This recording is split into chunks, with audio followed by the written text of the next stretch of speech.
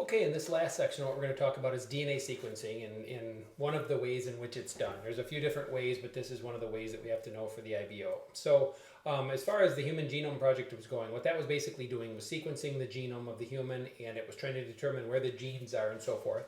And the biggest kind of drawback for this entire thing was the technology that was involved to quickly sequence the DNA.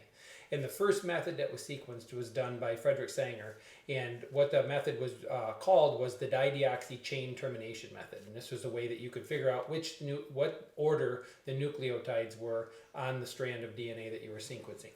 So what you have with this method is you have a set of complementary DNA strands that get synthesized from this original strand, and each one starts with a known primer. So what you do is you add this primer to the group, and then some of the nucleotides in there are modified in a way that they have a fluorescent tag on the end, and instead of the 3' hydroxyl. So in other words, you're not going to be able to add more base pairs after that labeled one gets there. So what this is going to do, as you'll see as we go through this, is kind of tell you with these fluorescently labeled nucleotides what the actual order of the A's, T's, C's, and G's are. Okay?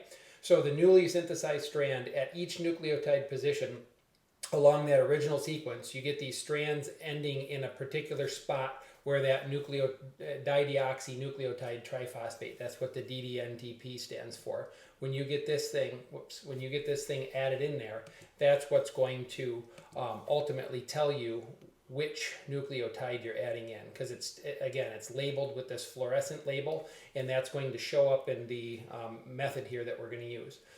So the first thing that you do is you take the fragment that you're going to sequence, you denature it, and then you put it into a test tube. You've got nucleotides in there.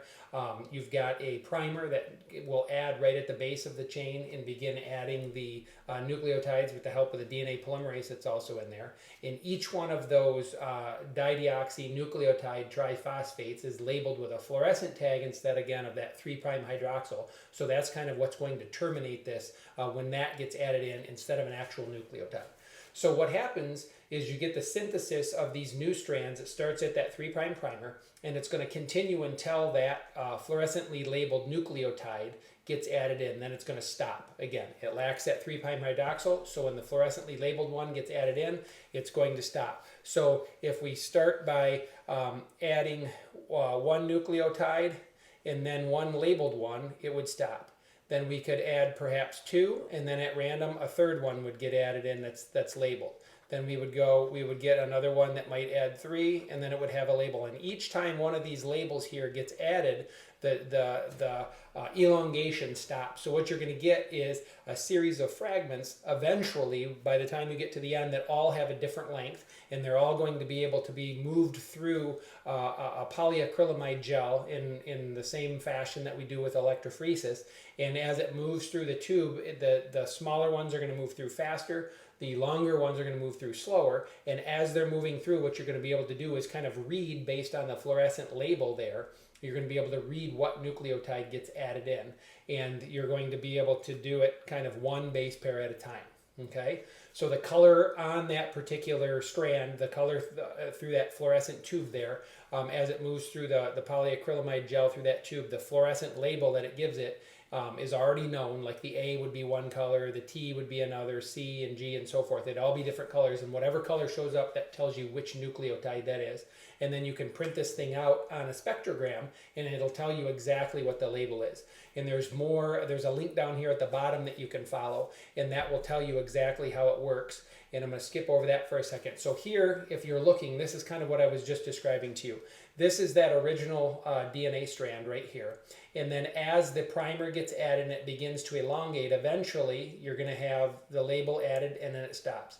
You're going to have a second label added, then it stops. You're going to have two base pairs in a label, 3 base pairs in a label, 4 base pairs in a label. And each one of these labeled things here has a fluorescent tag on the end of it. So we can tell which color tells us which particular nucleotide it is, instead of having this hydroxyl on this nucleotide as would be normal. So both of these things are added to the mixture along with the polymerase and the primer to elongate it. And every time one of these fluorescently tagged nucleotides gets added in, the process stops. As it moves through this gel, there's this laser that pushes through, and these nucleotides here, these ones here, are going to fluoresce when they get hit with this laser beam, and this detector will read it out, and you'll be able to tell on this spectrogram right here what the actual order of the nucleotides is. Okay, so you can go to that link. There's more information. You can obviously come see me, as I always tell you, if you have questions, and we can go over this. If we have questions in class, we can go over it as a class as well. And then there's going to be a link here at the bottom with sequencing, and this is a good movie for you to watch too that kind of goes through and explains how the sequencing works. Okay, so if you have any questions, make sure, as always, you let me know, and we'll talk to you soon.